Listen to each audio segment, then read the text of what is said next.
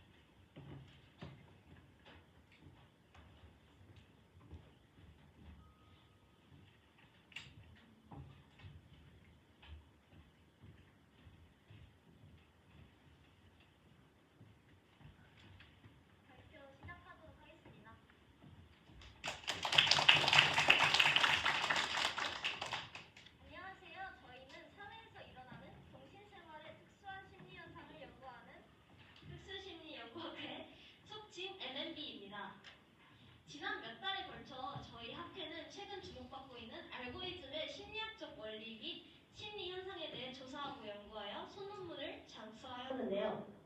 지금부터 지난 소논문 작성 활동을 바탕으로 특수심리 연구학회의 학습 보고서 발표를 시작하도록 하겠습니다.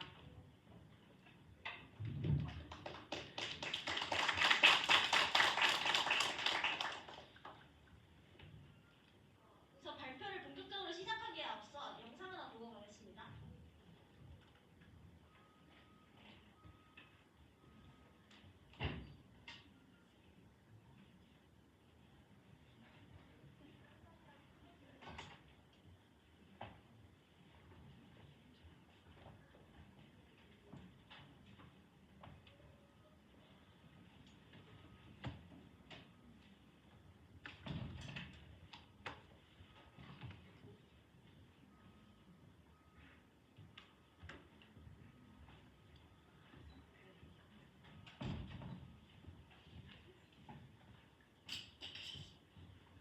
네, 아쉽게도 기기 문제로 지금 영상이 안 틀어져서 제가 짧게 요약을 하자면은 저희가 이제 원래 새 계정을 켜가지고 유튜브에서 처음 화면을 봤을 때 이렇게 기타 트렌드에 맞춰가지고 그냥 랜덤한 영상들이 여기에 떠 있는 것을 볼 수가 있습니다.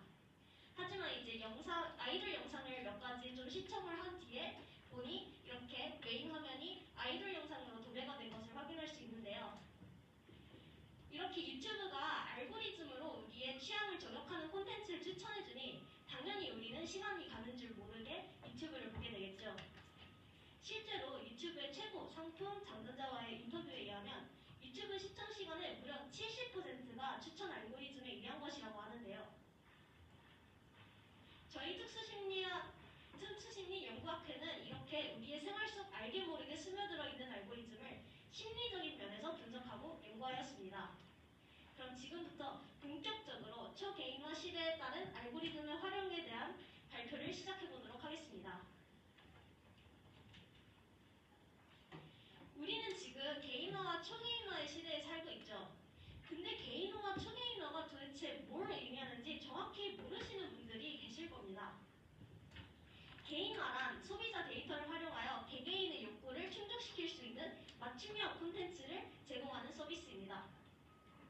그런데 최근 코로나19로 인해서 비대면 문화가 만연해지면서 사람들의 온라인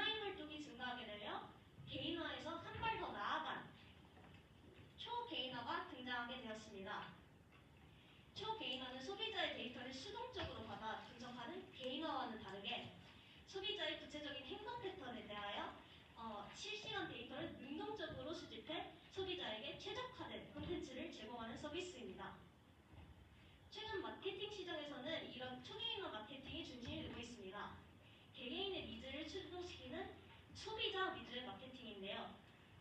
이렇듯 초개인화 마케팅의 중요성이 날로 증가하고 있는 요즘 가장 주목받고 있는 기술 중 하나가 바로 오늘 얘기하게 될 알고리즘입니다. 알고리즘이란 큰 의미에서 보면 어떤 문제를 해결하기 위한 명령어, 방법, 절차와 같은 것의 집합입니다. 여기서 저희가 오늘 이야기하고자 하는 알고리즘은 여기서 더 좁혀서 소비자의 선호도나 소비자가 클릭했던 상품 또는 콘텐츠 등 과거 히스토리를 기반으로 하여 소비자 맞춤형 제품 및 서비스를 추천해주는 시스템을 가리킵니다. 쉽게 말해 초개인화 추천 시스템이라고 할 수 있죠. 기업들은 이것을 활용해서 제한된 시간 안에 소비자의 이목을 끌고 그들이 원하는 정보를 쉽고 빠르게 제공할 수 있습니다. 그럼 이러한 알고리즘은 어떤 원리로 작동하는 것일까요? 결론부터 말하자면 컴퓨터가 각종 쌓이는 경험을 통해서 점점 더 구체적이고 복잡한 행동을 할 수 있게 학습을 하면 이것이 결국 초개인화 추천 시스템, 즉 알고리즘으로까지 이어지는 것입니다.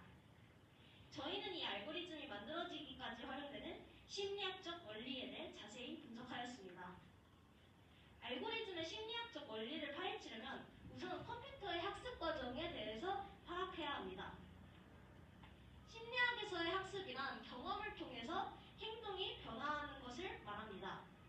그리고 컴퓨터의 학습이 가장 기본이 되는 방법론이 바로 기계학습인데요.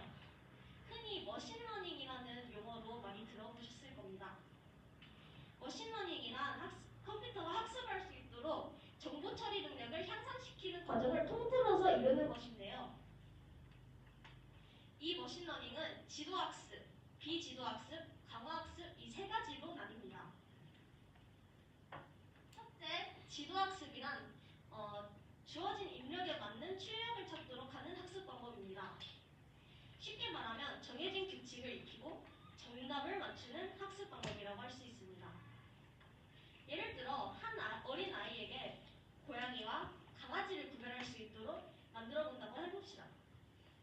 이를 위해서 아이에게 수많은 고양이와 강아지 사진들을 보여주고 이건 고양이고 저건 강아지야 라고 정답을 알려줍니다. 이런 식으로 여러 데이터를 제시해 그 데이터를 기반으로 아이가 규칙을 찾도록 하는 것입니다. 이런 데이터베이스가 쌓이다 보면 아이는 규칙을 학습해 새로운 사진이 주어졌을 때도 그 사진은 고양이다, 이 사진은 강아지다 라고 구별해낼 수 있게 됩니다. 이런 지도학습을 활용한 알고리즘은 데이터에서 특정 규칙을 찾아내는 데 능숙하기 때문에 소비자들의 일반적인 구매 패턴을 식별한 후에 그 소비자의 취향에 맞는 다른 상품들을 추천할 수 있습니다. 예를 들어 이런 상품들은 어떠신가요? 등의 문구가 대표적이죠. 두 번째, 비지도학습이란 정답이 없는 학습에서 얘기하는 것입니다.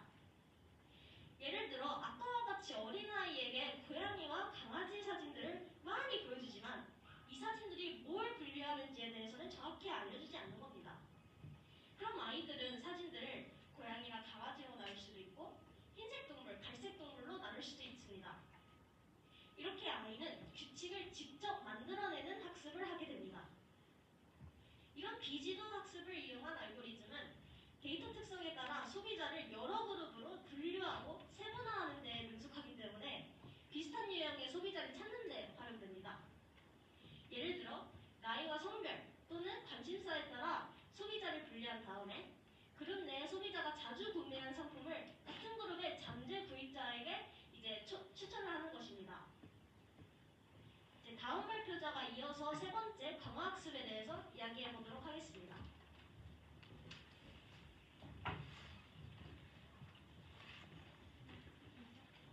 네, 다음은 강화학습입니다. 자, 설명에 앞서서 제가 질문을 하나 할 건데요. 혹시 제 질문에 대답해 주실 분 계실까요? 손 들어주세요. 네, 그럼 혹시 길에 쓰레기가 떨어져 있으면 주우실 건가요? 네. 네, 착한 행동을 하셨군요. 네, 제가 젤리를 이따 드리겠습니다. 자, 그럼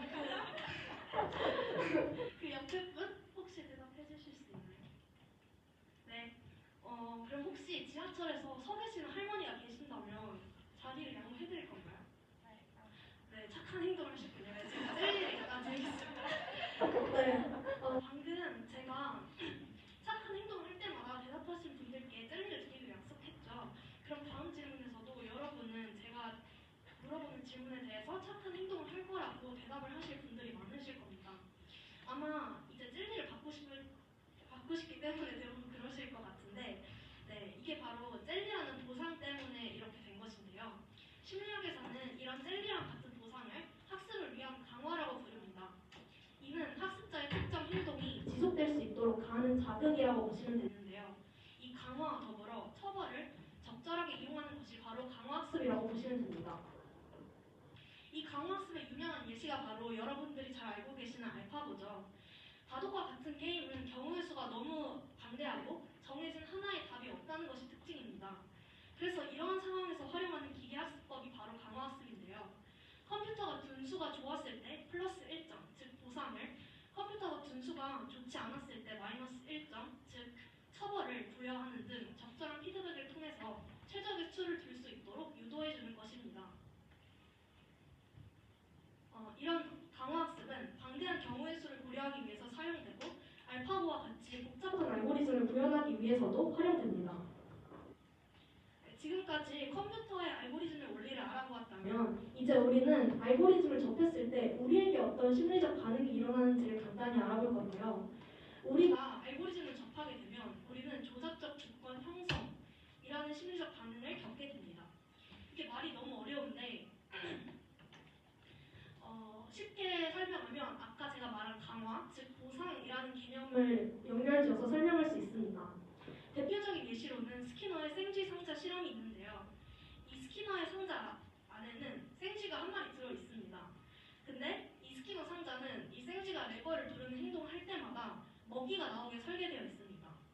그러면 이 생쥐는 상자 안을 돌아다니다가 우연히 레버를 눌러서 먹이가 나오는 경험을 하게 되겠죠. 근데 이 경험을 반복적으로 하다 보면 이 생쥐는 레버와 먹이 간의 연관성을 학습하고 결국 먹이를 받기 위해서 이 레버를 누르는 행동을 반복적으로 하게 됩니다. 그래서 이런 과정을 바로 조작적 조건 형성이라고 하는 것입니다. 이걸 우리의 알고리즘 활용에 적용해 본다면 우리는 알고리즘이 추천해준 낯선 콘텐츠를 우연히 클릭하게 됩니다. 근데 그 결과 우리가 원하는 내용, 즉 보상을 습득할 수 있게 된 것이죠. 그럼 우리는 그 콘텐츠를 조작적 자극으로서 받아들이고 앞으로도 계속 알고리즘이 추천해주는 콘텐츠를 보게 되는 것입니다. 네, 이렇게까지 알고리즘 속 숨은 심리학에 대해 알아봤는데요. 이제 본격적으로 이 알고리즘이 어떻게 마케팅에 활용되는지, 알고리즘의 원리를 이용한 그로스 해킹에 대해서 알아보도록 하겠습니다.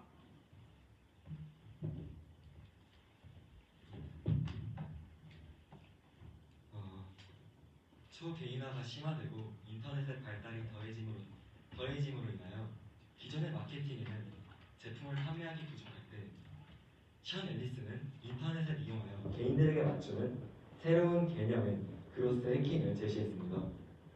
그로스 해킹이란 단어는 그로스와 해킹이라는 단어로 구성되어 있어서 성장하는 구조를 서비스나 제품에 적용한다는 뜻을 가지며 고객의 개인화에 맞춰 대중이 아닌 개인을 타겟으로 맞춤형 서비스를 제공하기 위해 계속해서 발전해 나가는 것을 의미합니다. 인터넷에서 주로 사용되도록 고객들의 피드백에 빠른 대응이 가능한데요. 그로 인하여 서비스나 제품을 수정하는 방식으로 성장합니다. 또한 사용자의 행동 패턴을 분석하고 집계된 빅데이터를 활용하여 다른 기업과는 차별화된 독창성 있는 마케팅 전략을 구사할 수 있습니다. 저희는 이번 연구에서 그로스 해킹을 이용한 다양한 마케팅 사례들을 바탕으로 경영 전략 지침을 설립했습니다. 총 3가지 단계인데요. 첫째, 무엇보다 중요한 것은 우리가 만족할 만한 기반의 제품이 아닌 보편적인 제품을 들고 시장에 나가는 것입니다. 최고의 방법은 원래 존재하던 제품으로 시작하여 다양한 소비자들의 피드백을 통해 시장에서의 최종의 제품으로 발전시키는 것이기 때문입니다. 맨 처음 마주하는 고객에게 반응을 이끌어내지 못한다면 사업 아이템, 넓게는 사업 혹은 비즈니스 모델조차도 바꿔야 합니다. 또한 누가 타겟 고객인지를 설정하고 그들이 필요로 하는 것을 추출하여 그 과정 속에서 아무리 많은 조정이나 개선이 뒤따르더라도 기꺼이 그들의 의견을 반영해야 합니다. 그 대표적인 사례가 바로 인스타그램입니다. 2011년 당시 인스타그램은 소셜미디어 서비스라기보다 모바일 애플리케이션으로서의 인지도가 더 컸습니다. 위치 기반 소셜 네트워크로 출발하여 사진을 추가하는 기능은 단지 선택 사항에 불과했죠. 하지만 인스타그램 측은 대부분의 소비자들이 앱 기능 중 일부인 사진과 필터에 집중됨을 발견했습니다. 그 후 여러분들이 잘 아시는 것처럼 인스타그램은 사진 기능을 중심으로 필터를 활용한 사진을 올리는 모바일 애플리케이션으로 탈바꿈하였으며 트렌드를 이끄는 SNS로 자리 잡았습니다. 시장에 적합한 최적의 제품을 만들었다면 그 다음 코스는 타겟 고객층을 형성하는 것입니다. 아무리 좋은 아이템을 확보했다 하더라도 사람들이 그것을 사용할 수 없다면 의미가 없으며 그들이 알아서 온다는 보장은 없습니다. 전략적 출시나 핵심 대상 이용자들의 관심을 끌만한 연출을 통해 그들을 끌고 와야만 하는 것이죠. 드롭박스의 예시를 들 수 있습니다. 드롭박스의 개발자들은 대중 공개 방식을 택하지 않음으로써 기존 유저가 초대해야만 그들이 클라우드에 가입할 수 있게끔 했습니다. 또한 거액을 들인 세련된 대규모 광고가 아닌 서비스 사용법에 대한 유쾌한 데모 영상을 만들었으며 그 안에 핵심 유저들이 좋아하고 몰입할 만한 농담, 암시, 참조를 넣었으며 이용자가 신규 고객을 초대하면 사용 가능한 저장 용량을 높여주었는데요. 이렇게 그들만의 기발한 아이디어로 드롭박스는 초기 사용자를 폭발적으로 성장시켰습니다. 다음 단계는 구전 효과를 만드는 것입니다. 구전성, 즉 개개인의 말로 전해지는 효과의 기저에는 본디 서비스 이용자가 무료로 그들의 사회적 자산을 이용해서 주변의 제품을 추천하거나 광고 효과를 내달라는 개발자의 부탁이 전제되어 있었습니다. 기업의 컨설턴트가 상품 구매자에게 이 제품을 남들에게 많이 알려주세요 라고 아무런 대가 없이 부탁하는 상황을 예로 들 수 있는데요. 이러한 전통적인 마케팅과 달리 그로스해킹 마케팅에서는 소비자 간에 충분히 퍼뜨릴 가치가 있도록 제품을 기획하고 심지어 퍼뜨리는 데 공헌하고 싶은 마음이 들도록 하는 것이 구전 효과의 핵심입니다. 무엇보다 구전성을 가능하게 하는 도구나 캠페인을 필수 요소로 하며 확산을 촉진시켜야 합니다. 구전 효과의 예시로는 크게 두 가지가 있습니다. 먼저는 디스트로키드입니다. 흔히 사용되는 친구 5명을 가입시키면 무료로 서비스를 제공하는 방식인데 이것으로 하여 기업은 엄청난 홍보 효과를 누렸습니다. 두 번째는 애플의 아이팟입니다. 제품의 색상을 기존의 블랙에서 화이트로 전환함으로써 자연스럽게 사용자를 걸어다니는 광고판의 역할로 활용했습니다. 마지막 단계는 유지와 최적화 확장입니다. 총 3개 분야로 나눌 수 있는데요. 그 첫 번째는 유입입니다. 먼저 자사의 비즈니스에 의미 있는 고객을 파악하는 것이 중요합니다. 웹사이트 혹은 앱에 접속한 이들이 단순한 방문객인지 아니면 매출까지 이어지는 타겟 고객인지 확인하는 것은 필수적인 과정입니다. 또한 이런 핵심 이용자들이 어떠한 매체나 채널을 통해 유입되는지 알아봐야 합니다. 뉴스에 노출된 광고, SNS, 포털 사이트 검색 등 하루에도 수많은 이용자들이 개개인의 매체나 채널에서 자사의 비즈니스에 유입됩니다. 각 채널별로 유입되는 고객 수를 조사하고 이를 참고해 마케팅에 적용해야 합니다. 두 번째 분야는 활동입니다. 고객이 주로 이용하는 기능을 편리하게 개선하는 것은 중요합니다. 자, 쇼핑몰의 경우를 예로 들어볼까요? 사람들은 장바구니를 거치지 않고 바로 구매를 할 수도 있고 구매하기 전에 장바구니를 자주 활용할 수도 있습니다. 이를 분석해서 어떻게 사용자의 편리성을 증진시킬 수 있을지 고민해봐야 합니다. 또 어떤 경로로 사이트나 앱에서 이동하는지 혹은 이탈하는지 파악하고 그들의 불편한 점을 수정해서 어떻게 고객 유인 장치를 디자인할지 계획해야 합니다. 결국 제품은 영리 목적으로 만들어졌고 판매되지 않으면 아무 쓸모가 없습니다. 따라서 마지막인 매출 부분은 세 분야 중 가장 중요하다고 평가받는데요. 매출, 전환과 같은 최종 기여에 참여한 잠재 고객은 누구인지, 또 그들은 어떤 채널 매체를 통해 유입되는지 파악합니다. 이를 바탕으로 앞서 유입 단계에서 했던 것과 비슷하게 현재 광고 매체의 적합성을 논의하고 고객의 최종 기여에 큰 역할을 한 매체의 활용 방안을 다양하게 구상하고 실천해야 합니다. 또 제품 서비스의 매출 실적은 어떠한지 파악하고 소비자들의 리뷰와 피드백을 바탕으로 제품을 개선합니다. 또 마지막으로 그로스 해킹을 활용해 최종 기여 전 잠재 고객이 주로 어떤 행동을 했는지 분석하는 것도 좋은 방법인데요. 예를 들어 고객이 제품의 동영상을 시청한 후에 최종 기여를 많이 했으면 웹사이트나 앱에 동영상 배치를 늘려 구매를 유도할 수도 있는 것이죠. 이렇게 각 분야 그리고 각 단계에서 끊임없이 질문을 던지고 이를 수정하면서 제품을 더 낫게 만들며 결과적으로 더 많은 소비자들이 안정적으로 서비스에 유입되게끔 만드는 것이 그로스 해킹 마케팅의 관건입니다. 지금까지 그로스 해킹 마케팅이었습니다.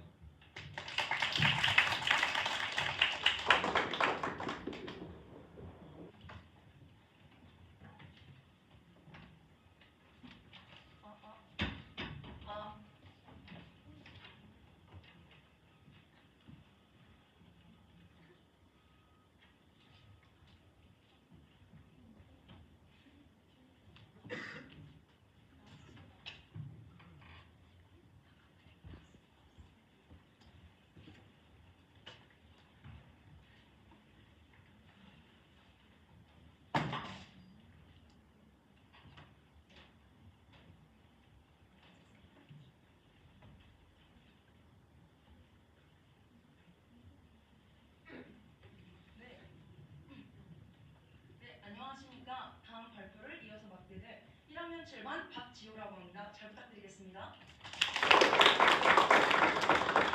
네, 우선은 오랜 시간 다 이제 자리에 앉아서 힘드실 텐데요.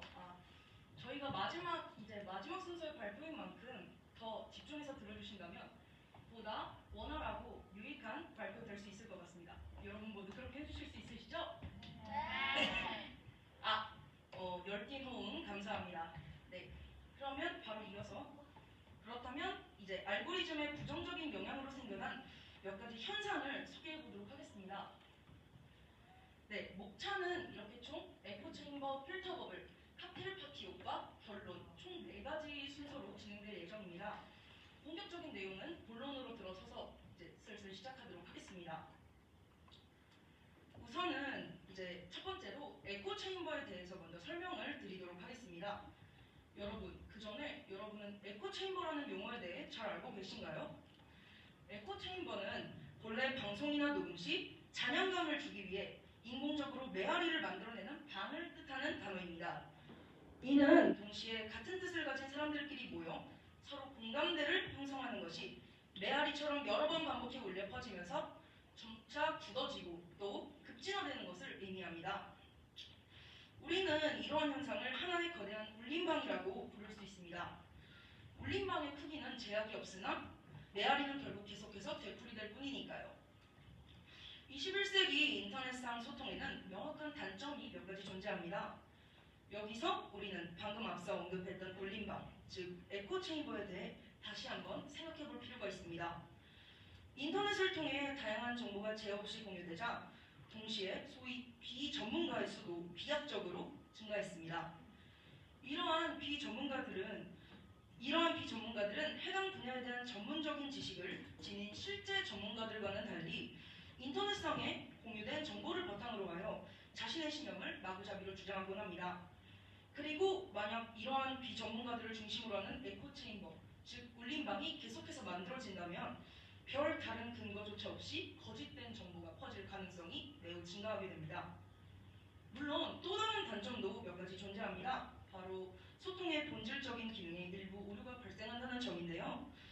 다양한 의견을 지닌 사람들이 모여 서로 의견을 공유하고 지식을 넓혀나가는 소통의 본질적인 기능이자 효과에 비해 인터넷상의 소통은 정치, 시사, 문화 등 일정 분야에 대한 시각이 서로 비슷한 사람들끼리 한데 모여 소통하는 일종의 울림방 역할밖에 수행하지 못합니다.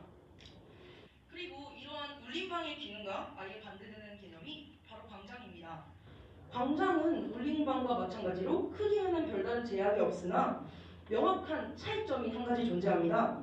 바로 같은 곳을 되풀이하지 않고 모두가 함께 공유할 수 있다는 점인데요.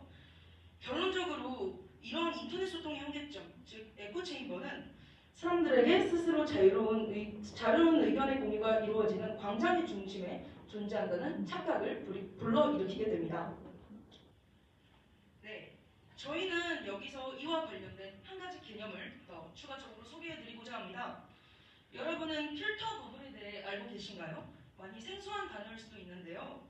웹사이트 알고리즘에서 위치, 검색 및 클릭 기록을 비롯한 사용자의 환경 내에서 발생할 수 있는 모든 지적 고립 상태를 뜻하는 용어입니다. 그렇다면 이러한 필터 버블이 어째서 위험한 걸까요? 그 이유는 다음과 같습니다. 인터넷상에는 전문가의 의견 및 신용할 수 있는 뉴스, 그리고 사실에 근거하여 검증되지 않은 정보와 의견들이 한데 섞여 있기 때문입니다. 모두가 흔히 접할 수 있는 연예계의 일명 찌라시를 그 예로 들 수 있는데요. 현재 미디어에는 불확실한 정보들로 인해 고통받고 있는 수많은 연예인들이 존재합니다. 연예인들과 관련된 거짓 정보 및 과도하게 포장된 이야기를 퍼뜨리는 주 원동력인 일명 극성 팬들은 필터 버블로 인한 거짓 정보의 확산, 그리고 사회의 양극화를 통해 이러한 찌라시를 퍼뜨릴 수 있게 되는 것입니다. 그럼 바로 이어서 다음 발표 순서로 넘어가겠습니다. 감사합니다.